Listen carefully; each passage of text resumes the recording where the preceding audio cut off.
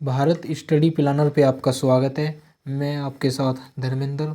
देखिए, जो टॉप 10 क्वेश्चनों की ये सीरीज चली हुई है मैथ की, ये आपके एग्ज़ाम के लिए बहुत ही ज़्यादा हेल्पफुल रहेंगे।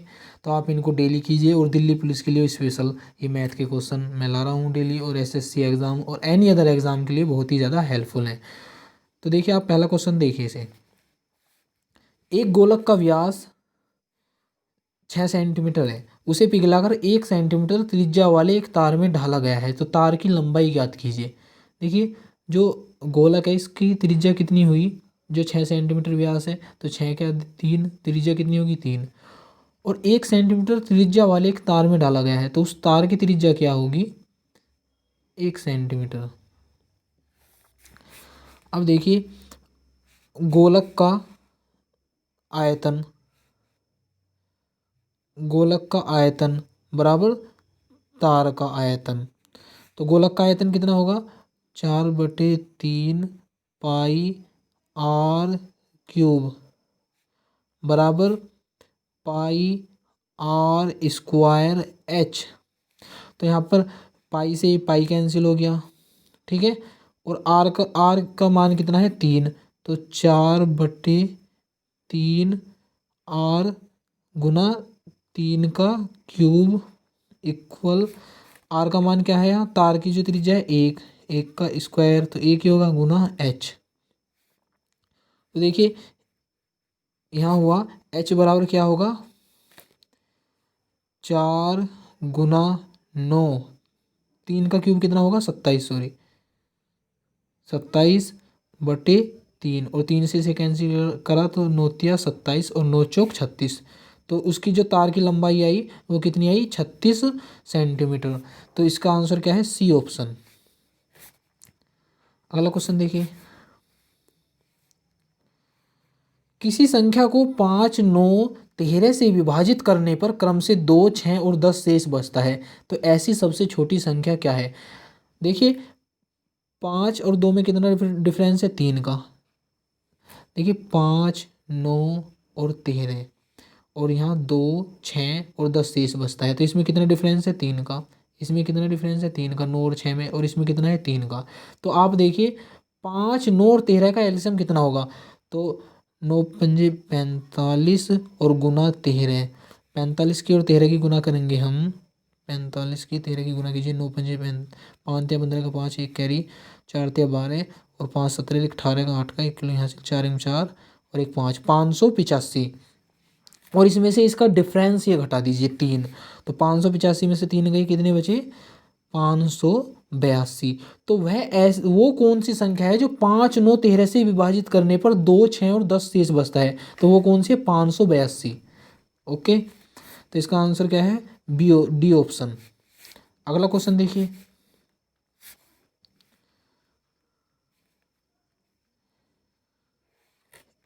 ए का बी के वेतन ए का वेतन बी के वेतन से 30% अधिक है, तो ए के वेतन के संदर्भ में बी के वेतन को की कितनी प्रतिशत कमी है। देखिए, जो ए का वेतन है ना, वो बी के वेतन से 30% अधिक है, तो 30% की फ्रैक्शन क्या होगी, 30/100, इसे कैंसिल, तो 3/10, तो 13/10। तो 10 किसका है, बी का, और ए का कितना हो गया, 13 इकाई, मतलब जो यूनिट है।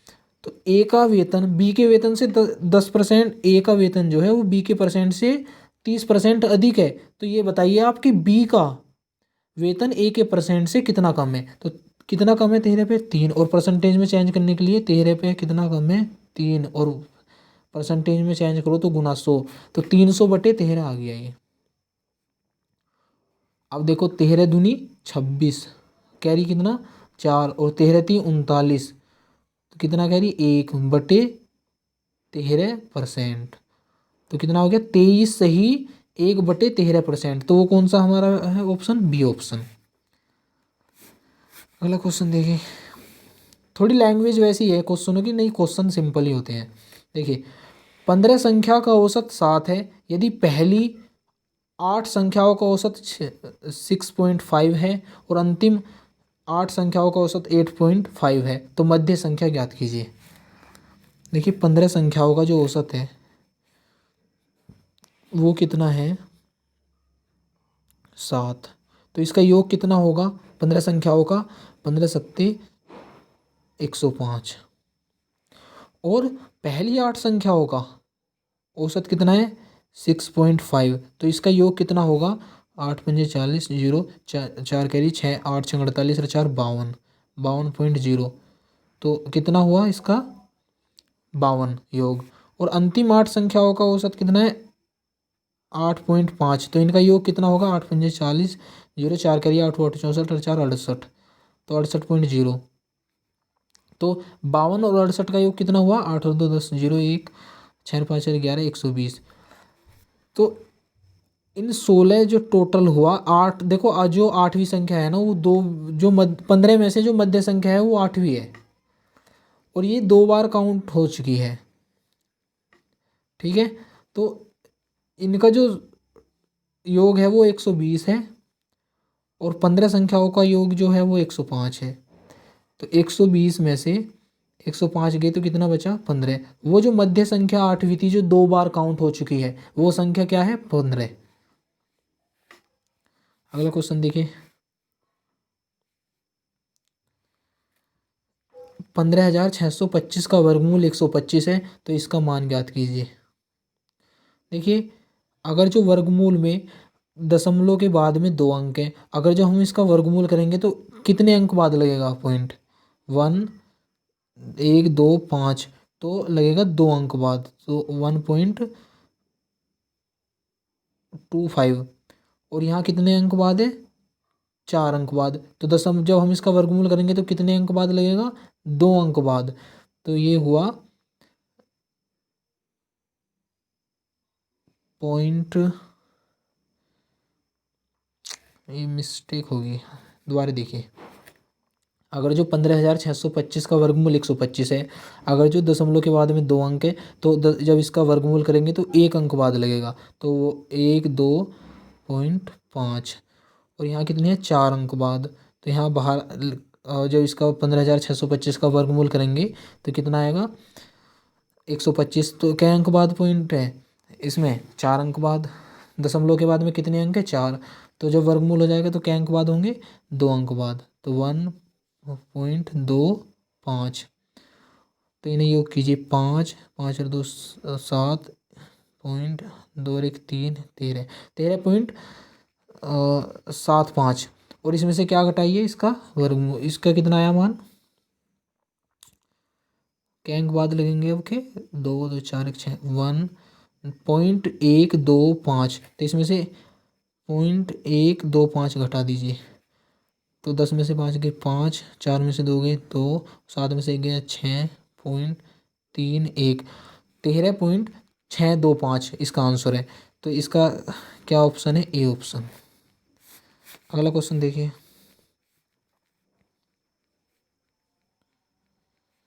दो संख्याएं 3 5 के अनुपात में हैं, उनका लघुत्तम समापवर्तक 75 है, तो उनका महत्तम समापवर्तक क्या होगा? देखिए, लघुत्तम समापवर्तक 75 है और 3 5 के अनुपात में है वो संख्या, तो 5 या 15। इनका गुणनफल देखिए अनुपात का, तो 15 5 15 पंजे 75। तो 5 की गुना 3 और 5 में कीजिए, तो 5 या 15 और 5 पंजे 25। तो वो संख्या क्या है? 15 और 25। और 15 और 25 का अब हमें महत्तम समापवर्तक काटना है, तो 15 और 25 के फैक्टर कितने होंगे? 5 या 15 और 5 पंजे 25। और महत्तम समापवर्ती की डेफिनेशन क्या है? जो दोनों में कॉमन हो, तो वो क्या है? 5। तो इसका महत्तम समापवर्तक क्या आया? 5, बी ऑप्शन। अगला क्वेश्चन देखिए। एक दुकानदार मुद्रित मूल्य पर, जो उसने रखा हुआ है उस पर, मतलब वो मूल्य लगाया हुआ है लोगो, उसका 10% छूट पर एक पुस्तक बेचकर 15% का लाभ अर्जित करता है, तो लागत मूल्य और मुद्रित मूल्य का अनुपात ज्ञात कीजिए। देखिए, कोई दुकानदार कोई वस्तु लाता है और उस पर 10% की छूट देता है, और उसे 15% का जब भी वो लाभ कमाता है, तो इसमें पूछा गया है कि जो उसने लिख रखा था उस पर, उस मूल्य का मूल्य बताइए और उसका लागत मूल्य का अनुपात ज्ञात कीजिए। तो देखिए, लागत मूल्य अनुपात मुद्रित मूल्य। उसने मुद्रित मूल्य 100 रखा था और क्या करा, अब 100 पे कितना दिया है उसने छूट, 10% की छूट दी, तो 9/10 से गुना, और इस पे भी 15% का लाभ कमाया, तो 15% की फ्रैक्शन क्या होगी, 15/100, 5 या 15 और 20, तो छूट है 5 या 15 और 20, तो छूट है तो कितनी, 15% का लाभ कमाया, तो 23/20, तो काय से गुना, 20/23 से गुना, तो इससे 100 से 100 कैंसिल, ये और इससे 0 कैंसिल, और 9 दूनी 18, तो ये कितना आ गया, 18/23 = 1, तो इसे इसकी गुना इसमें हो जाएगी, तो 18/23, तो क्या आंसर आया इसका, डी ऑप्शन, लागत मूल्य और मुद्रित मूल्य का अनुपात। अगला क्वेश्चन देखिए,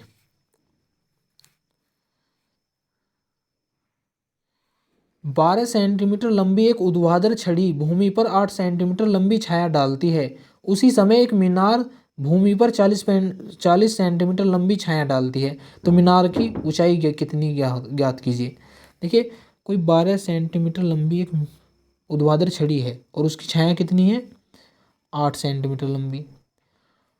अब इसमें एक क्वेश्चन पूछा गया है कि किसी मीनार की 40 सेंटीमीटर लंबी छाया पड़ रही है, तो उसकी ऊंचाई कितनी होगी मीनार की, तो उसकी मीनार की ऊंचाई कितनी होगी, ये पूछा गया है क्वेश्चन में। तो देखिए, जो ये मीनार है इसकी जो ऊंचाई होगी, इसकी छाया कितनी गुना है, जो छड़ी थी उससे कितनी गुना है, 5 गुना, तो 8 पंजे 40, तो ये भी कितनी होगी, जो मीनार की ऊंचाई होगी इससे 5 गुना, तो 12 पंजे 60, तो मीनार की जो ऊंचाई होगी वो 60 सेंटीमीटर होगी, इसका सी ऑप्शन। अगला क्वेश्चन देखिए,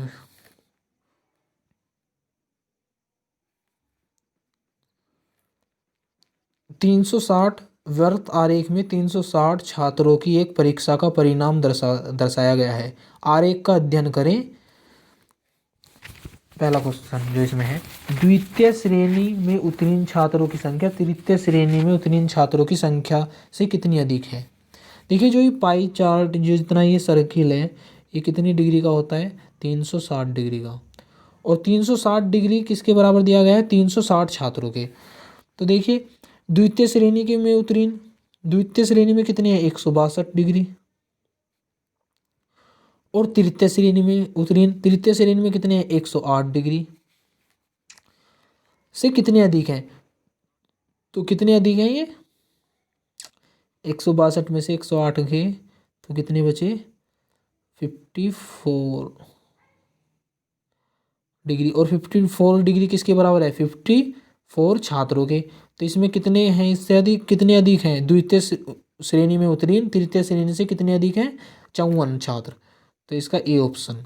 अगला क्वेश्चन देखिए, अनुत्तीर्ण छात्रों का प्रतिशत क्या है, तो अनुत्तीर्ण छात्रों का कितना प्रतिशत है, अनुत्तीर्ण है 36 डिग्री, और 36 डिग्री किसके बराबर है, 36 छात्रों के, और टोटल छात्र कितने हैं, 360, और गुना 100% में चेंज करने के लिए, तो इससे 0 कैंसिल, और 36 से 36, तो 10%, तो ये कौन सा ऑप्शन है, सी ऑप्शन। तो ये आपके क्वेश्चन हो चुके हैं। देखिए, जो आपको पसंद आई तो लाइक और सब्सक्राइब कीजिए, और कमेंट बॉक्स में बताइए आपको क्या अच्छा लगा इस वीडियो में और क्या गलत है, क्या मुझको सुधार करनी चाहिए। ओके, जय हिंद, जय भारत।